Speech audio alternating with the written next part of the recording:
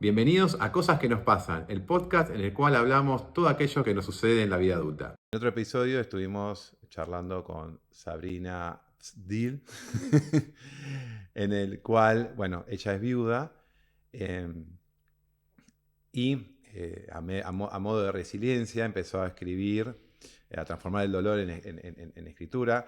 Ella ya venía escribiendo de toda su vida, pero después de haber enviudado empezó a escribir con más fuerza, es la palabra, ¿no? Sí, Ujú. más fuerza. Y ese dolor, si uno quiere decirle, lo transformó a pedido de su hija Esmeralda, lo transformó en un cuento en el cual es para tratar el tema del duelo en los más chicos. Bienvenida Gracias, nuevamente. gracias. Em, Contame cómo surge la, la idea del cuento. Y la idea del cuento, cuando atravesamos la muerte de Wal, yo empecé a hacer algunos cursos de escritura y de escritura creativa que eh, me ayudaron mucho a poder abrirme más en un campo o en campos en los que yo no escribía y ahí llega la idea loca de Esme de que yo tenía que escribir un cuento para niños sobre duelo. Ella venía trabajando con su psicóloga mucho la literatura y, y bueno, había muy poca disponibilidad de libros que trataran de esta problemática y más para dentro de la edad de ella, que en ese momento tenía 7. Los libros que había eran para niños más chiquititos y, y bueno, así nació este cuento que fue creado como en varias partes. Primero me vino el nombre y ahí nace Mina, en una hamaca en Mina Clavero. Y en unas primeras vacaciones solas, nosotras, en unas vacaciones de invierno, apenas 6 meses de lo que había pasado con Wal. Y, y después yo tenía como muchas ideas en la cabeza de sí lo que quería decir y sí lo que quería transmitir, pero el cuento en sí no bajaba, no me llegaba la inspiración para escribirlo. Y en enero del 22 empecé un mentoring para escribirlo. Empecé los primeros días de enero y ahí me dice mi mentora, me dice, bueno, escribí las primeras líneas, que yo ya las primeras líneas las tenía en la cabeza, yo sabía que era lo que tenía que decir. Y, y bueno, me agarró COVID. Interesante. Me agarró COVID, así que el cuento quedó ahí en sus primeras líneas. Y en esas madrugadas de insomnio que tenemos, el cuento me bajó completamente. Estando Eh, con COVID. Estando con COVID, no podía dormir, no me podía no dormir. Y era como que sentía que algo me estaba dictando. Y Sí. dije, no puedo pasar esta oportunidad. Me están dictando el cuento. Y lo escribí todo en una madrugada. Empecé a escribir a las 2 de la mañana y lo terminé de escribir a las 6, como si hubiese tenido mi segundo hijo.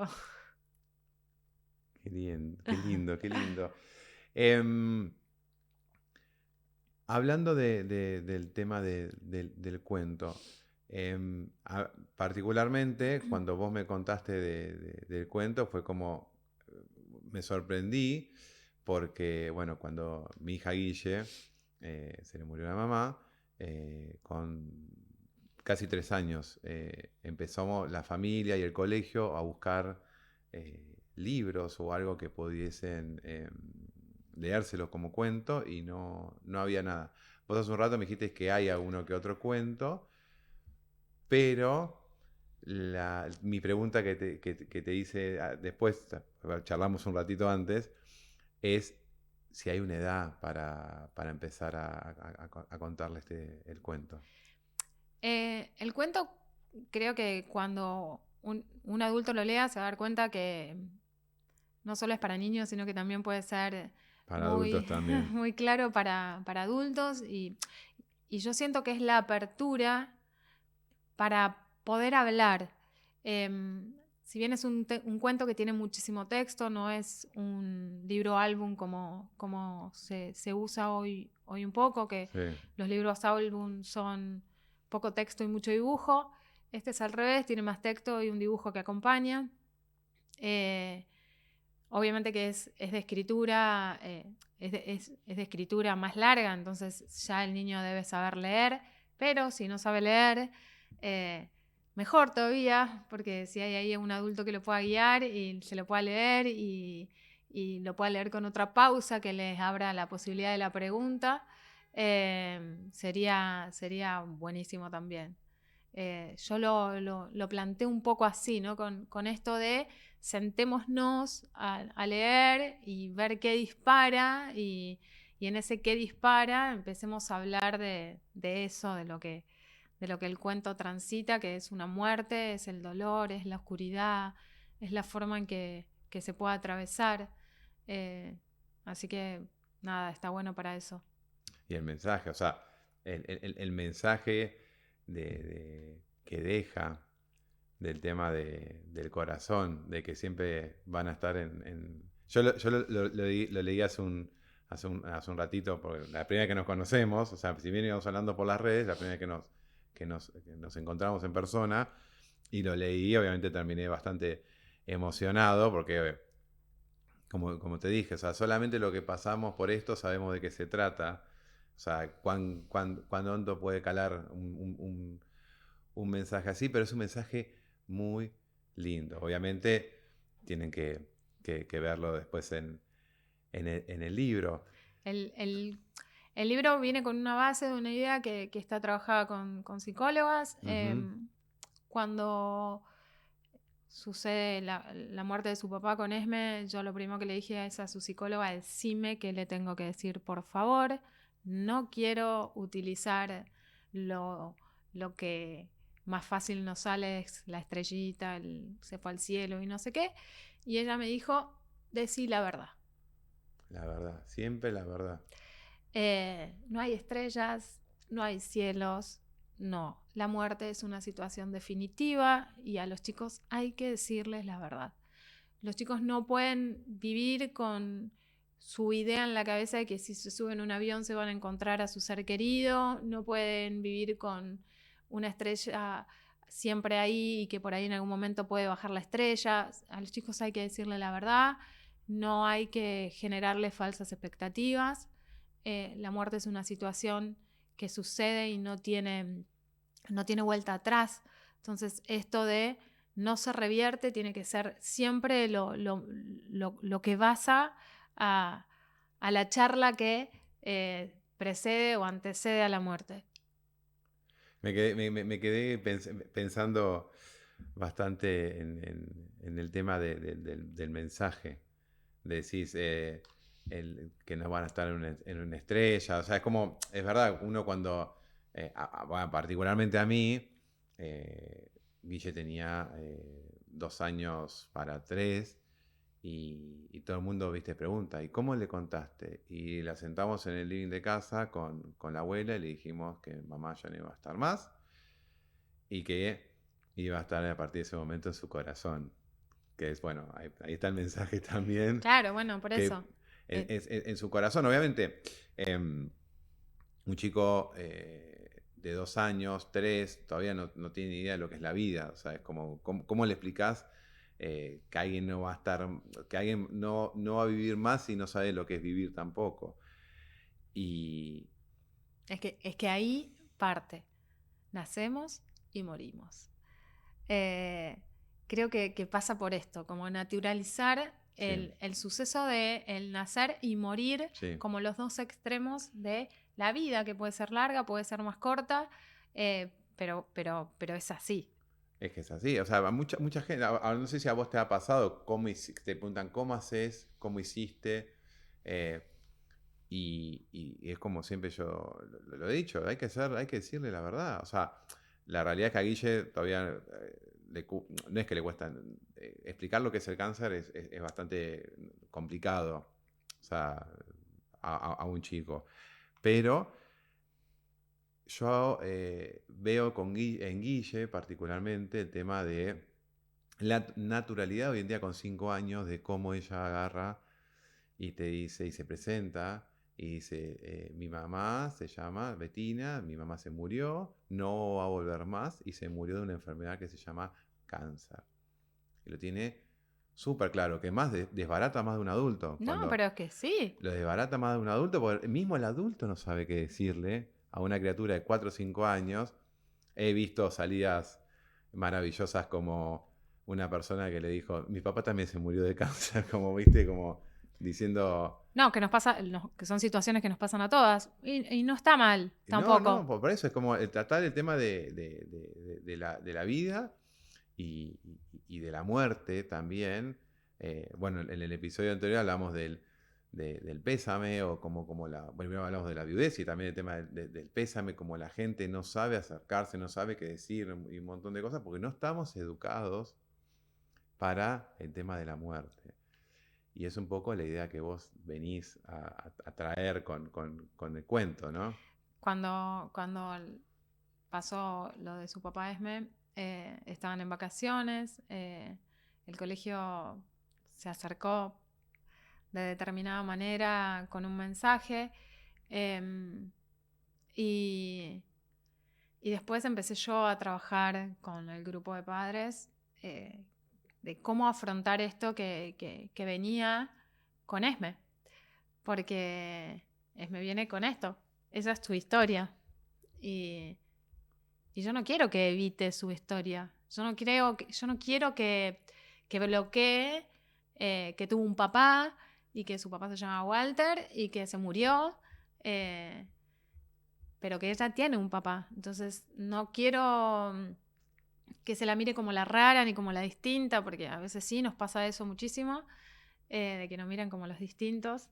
Pero eso también es parte de los adultos, Sí, pero es el sí, pensamiento de los adultos. Los sí. chicos que ya lo tienen incorporado es como, eh, no sé si por ahí lo compartís conmigo o no, eh, a mí me pasó, es como, hay mucho el, pobrecita, no tiene mamá o pobrecita va a crecer sin su mamá. Pero eso es una visión de alguien que creció con madre, con una madre, ¿me entendés? Entonces yo por ahí veo eso, es como que ella ya de los años no tiene 2 años y medio, 3, ya no tiene mamá. Entonces es como, si uno, está bien que no es lo mismo, pero si uno crece sin abuelos, es como que no tiene la imagen de los abuelos. Es más el adulto añorando que no va Eso. a tener Bueno, a eso. nosotros nos pasó con el primer viaje que hicimos juntas, que fuimos a la playa, y ella me decía, mamá, ¿por qué esa gente tiene una familia tan grande y nosotras somos nosotras dos? Pero nosotras somos familia. Y esta es la familia que nosotros tenemos. Las familias pueden ser un universo, le digo. Nosotras tenemos esta que es de nosotras dos. Y ellos tienen esa que son un montón. Pero bueno, hay sin fin de formas de familia. Esta es la nuestra. Y, y, y esto también es empezar a trabajar esto. De que no es porque seamos dos, no somos familia, o que el concepto de familia sea Sí. porque son muchísimos integrantes. Entonces, eso también fue como una apertura a trabajar otras cosas que están en la mente de los chicos.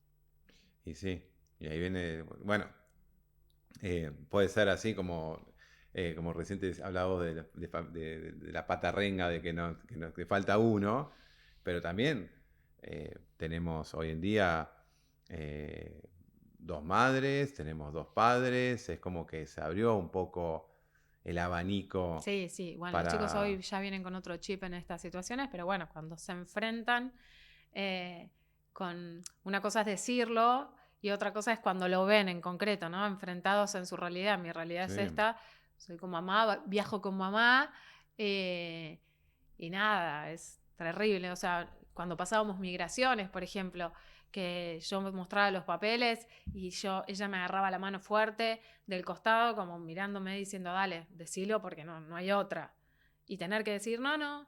Y la autorización del papá, no, no, el papá se murió. pero ahí directamente, Lo tuve que decir un montón de veces. bueno, pero a mí viajando, ya yo le pongo el certificado de función Y la partida de nacimiento es Nimú, te Pero dicen. no porque no te habrá tocado una que tenía ganas de hablar, porque la mía un poco más le No, tuve que decir el ADN del padre, de cómo había sido el no. suceso y Sienta. demás, y ella al lado mío agarrándome la mano como, Sí. eh, nada. No, pero a mí particularmente no, salvo en una entrada a Estados Unidos, que la última vez que entré los dos solos, me preguntó dónde está la mamá, y le dije falleció y me dijo nada. No, nada.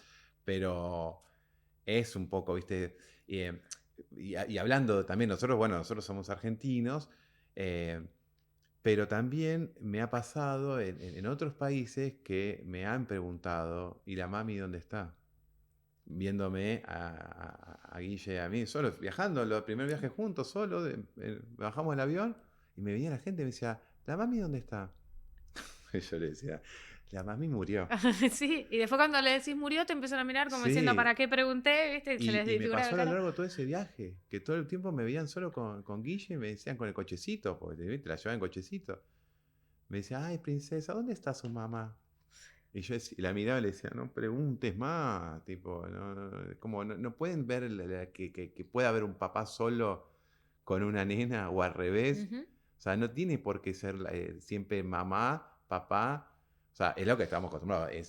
Si querés, no quiero decir la palabra normal, pero es Es esto. como...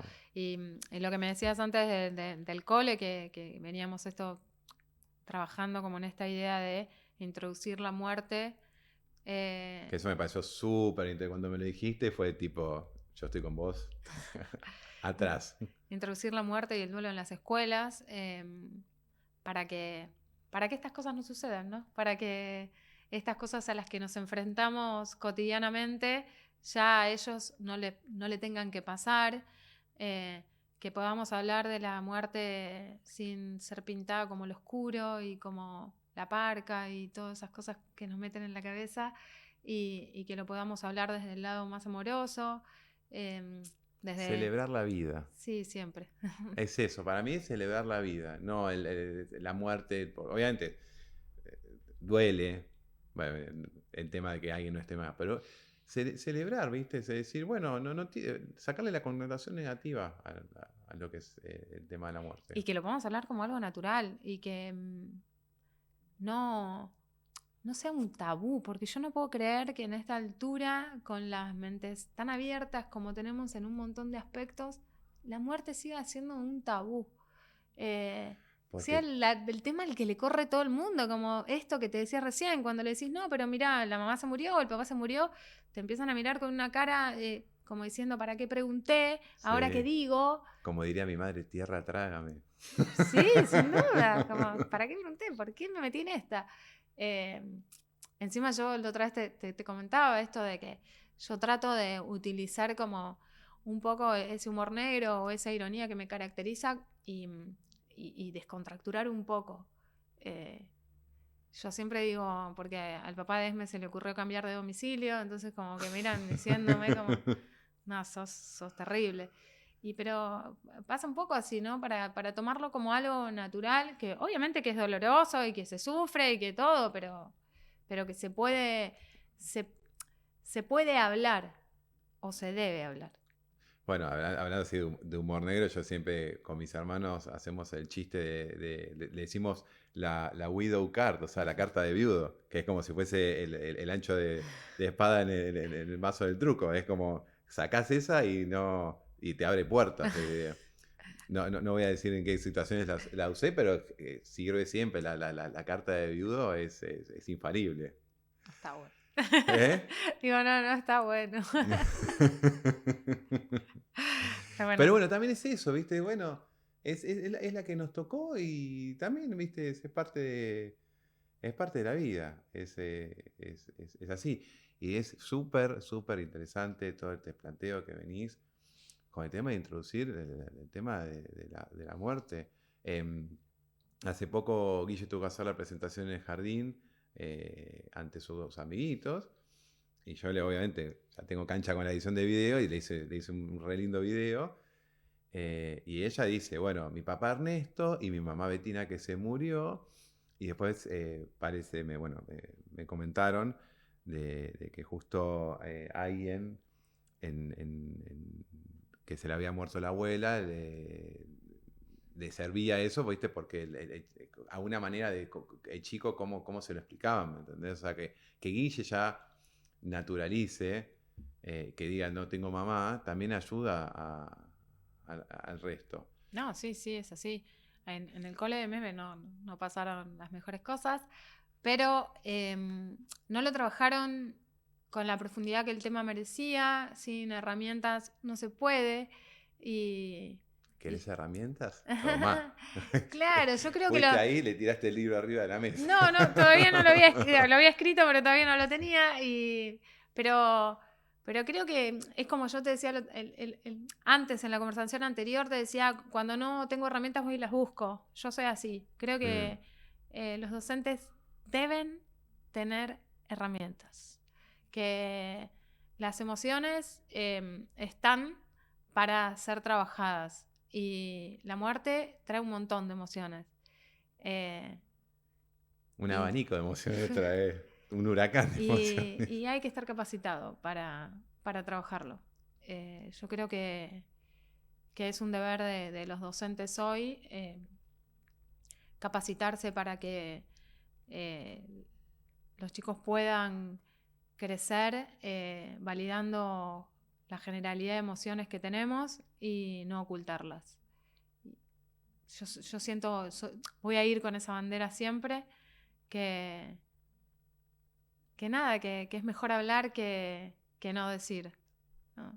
Claro, nosotros venimos de una generación de eso no se habla. Sí. Bueno, Nuestros padres eran de eso no se habla. Yo tengo un tatuaje que dice decir salva y voy a siempre predicar con eso de que la palabra está para algo y que es mejor comunicarla que dejarla adentro. Muy lindo. Y justamente me comentabas la otra vez que te eligiste una editorial justamente por el tema de que tenga llegada a los colegios. El cuento está editado por Bianca Ediciones y Bianca es una editorial pequeña que trabaja muchísimo, muchísimo, muchísimo, como yo digo, que le digo a Fernanda, que es la editora, que camina en las escuelas, que acerca el libro a los colegios y esa es la idea, de que sea un libro que dé la posibilidad de trabajar el tema en los colegios. Así que nada, espero que llegue a su fin. Y acá tenés un fiel servidor para apoyar la causa con mucho gusto. ¿Dónde te encontramos? Primero, la presentaste hace poco en la Feria del Libro, acá Sí. en la Ciudad de Buenos Aires. Sí, el libro tuve la suerte o no sé el qué, cómo habríamos que ponerle, pero bueno, de repente... De arriba abajo, como te bajó todo, también sí, te dijo... el que cuando ya me bajó la idea venía con el instructivo de que tenía que afrontar la Feria del Libro para presentarlo, así que bueno, nada, estuvimos ahí presentando el libro en la feria y acompañada y de un montón de gente que acompañó este proceso de una manera... con ese colchón de amor que dice mi amiga. Así que estuve ahí súper acompañada. Y el libro hoy lo encuentran a través de Una Mina de Amor, que es mi espacio en Instagram, o a través de Bianca Ediciones, que es la editorial. Bueno, nuevamente muchísimas gracias por haber venido, por compartir esta maravillosa historia. O sea, que digo maravillosa porque compartimos la historia de ser viudos los dos, a la diferencia de que vos te pusiste a predicar a otros niveles con el tema de escribir un cuento justamente para los más chicos. Bueno, te agradezco a vos por la invitación. Bueno, gracias.